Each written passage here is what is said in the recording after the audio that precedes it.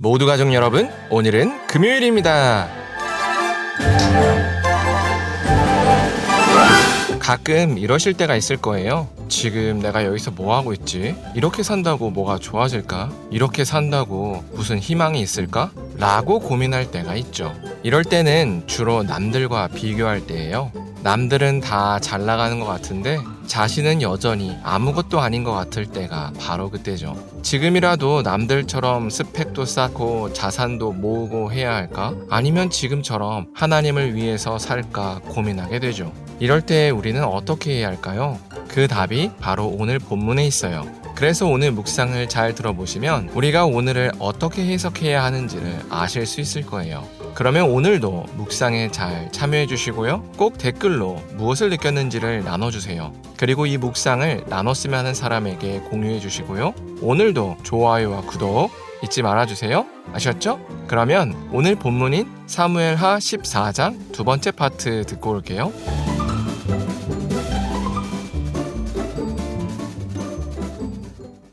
제14장. 온 이스라엘 가운데에서 압살롬같이 아름다움으로 크게 칭찬받는 자가 없었으니 그는 발바닥부터 정수리까지 흠이 없습니다. 그의 머리털이 무거움으로 연말마다 깎았으며 그의 머리털을 깎을 때 그것을 달아본즉 그의 머리털이 왕의 저울로 200세겔이었더라. 압살롬이 아들 셋과 딸 하나를 낳았는데 딸의 이름은 다말이라. 그는 얼굴이 아름다운 여자더라.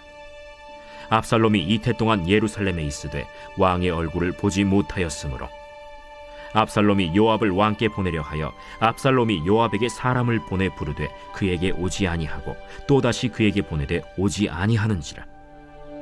압살롬이 자기의 종들에게 이르되 보라, 요압의 밭이 내 밭 근처에 있고 거기 보리가 있으니 가서 불을 지르라.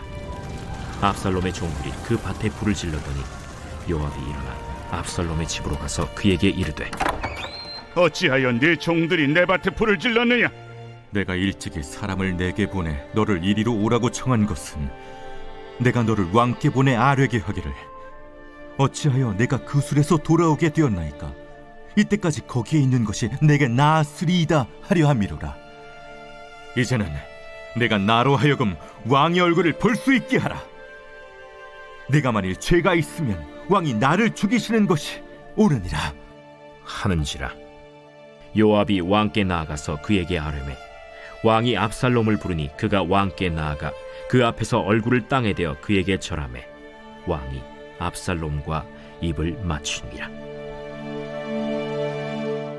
오늘 본문은 압살롬이 누구인지를 소개합니다. 압살롬 하면 가장 먼저 떠오르는 건 빼어난 외모입니다. 압살롬은 누가 봐도 수려한 외모를 가진 사람이었습니다. 그의 외모가 얼마나 빼어났던지 사무엘서의 저자는 압살롬의 발바닥부터 정수리까지 흠이 없다고 표현합니다. 그러다 보니 압살롬은 그야말로 대중에게 슈퍼스타였습니다. 그래서 아마도 압살롬이 입는 복장은 당대의 유행이 됐을 것이고 대중은 압살롬의 아름다움을 높였을 겁니다. 그런데 압살롬은 외모뿐만 아니라 정치적인 수완도 좋았습니다. 압살롬은 암논을 살해하고 다윗을 피해서 어머니의 고향인 그술 지역으로 도망쳤습니다. 그러다 3년 만에 다윗성으로 복귀했습니다. 그러나 다윗은 2년 동안이나 압살롬을 대면하지 않았습니다. 다윗이 압살롬을 대면하지 않았다는 말은 단순히 얼굴을 보지 않았다는 말이 아닙니다.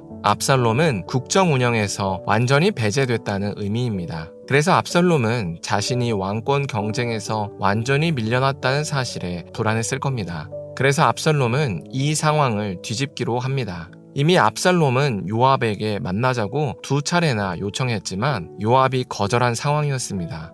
그래서 압살롬은 강수를 둡니다. 그렇게 요압의 밭에 불을 지릅니다. 그러자 요압이 압살롬을 찾아옵니다. 그렇게 압살롬은 요압을 설득해서 다윗을 다시 만날 수 있었습니다. 이처럼 압살롬은 외모뿐만 아니라 정치력도 훌륭한 사람이었습니다. 그러면 이제 압살롬의 다음 장면에서 훌륭한 업적이 나올 것 같지만 그렇지 않습니다. 압살롬의 다음 장면은 다윗을 향한 반역과 압살롬의 허망한 죽음입니다. 이게 하나님께서 써내려 가시는 역사와 사람이 써내려 가는 역사의 차이입니다. 사람의 생각으로는 압살롬이 비범한 외모와 비범한 능력을 갖췄으니 분명히 좋은 결말을 맞이할 것으로 생각합니다. 이런 생각이 반영된 게 바로 위인전입니다. 어떤 인물을 높이기 위해서 많은 각색이 들어간 위인전은 하나같이 비범한 출생과 비범한 능력으로 시작합니다.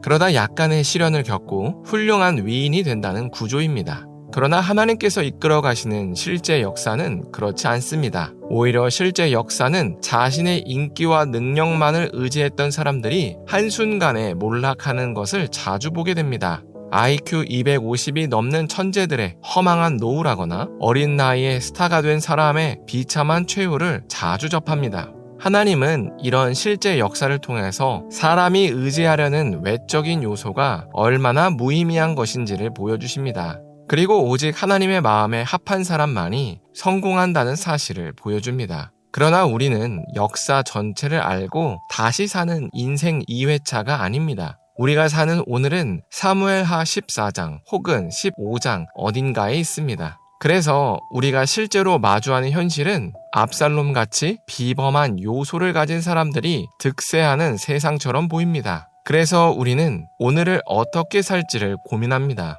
하나님의 뜻대로 살아야 결말에 웃는다고 가르쳐주는 성경을 믿을지 아니면 비범한 사람들이 득세하는 지금 눈에 보이는 현실을 믿을지 고민합니다. 저는 소망하기로는 우리가 비록 압살롬이 득세하는 사무엘하 14장과 같은 현실을 살지라도 의도적으로 우리의 시선을 사무엘하 마지막 장에 두었으면 좋겠습니다. 사무엘하 마지막 장까지 살아남은 사람은 압살롬이 아니라 바로 다윗이기 때문입니다.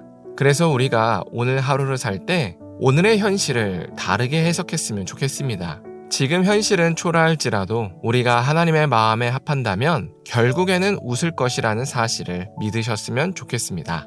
기도하겠습니다. 사랑의 하나님, 압살롬의 빼어난 외모와 정치력을 나누었습니다. 사람의 생각으로는 이런 비범한 능력을 갖춘 압살롬이 득세할 것 같지만 실제 역사는 하나님을 두려워하는 다윗이 살아남은 것을 나누었습니다. 우리가 사는 현실은 마치 오늘 본문과 같아서 압살롬처럼 화려하고 비범한 사람들만이 살아남는 세상처럼 보입니다. 그러나 하나님이 역사의 주인이란 사실을 믿습니다.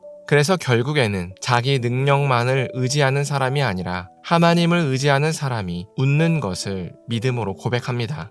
그래서 우리의 현실을 다르게 해석할 수 있었으면 좋겠습니다. 지금 당장은 현실이 초라해 보일지라도 하나님 때문에 결국에는 웃는다는 사실을 믿고 나갈 수 있게 하여 주시옵소서. 예수님의 이름으로 기도합니다. 아멘.